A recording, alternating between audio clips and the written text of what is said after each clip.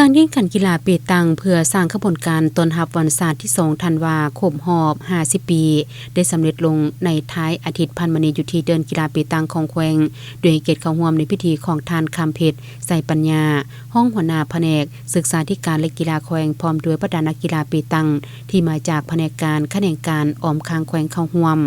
จุดประสงค์ในการจัดกิจกรรมครั้งนี้ก็เพื่อเป็นการสร้างขบวนการคำนับรับตอนวันศาสตร์ที่2ธันวาคมรอบ50 ปีวันคล้ายวันเกิดของท่านประธานไก่สอนพรหมวิหารครบรอบ105 ปีให้มีบรรยากาศฟูดฟื้นและเต็มไปด้วยความหมายความสำคัญอย่างลึกซึ้งสำหรับทีมที่เข้าแข่งขันในครั้งนี้มีทั้งหมด24ทีมหญิง9ทีม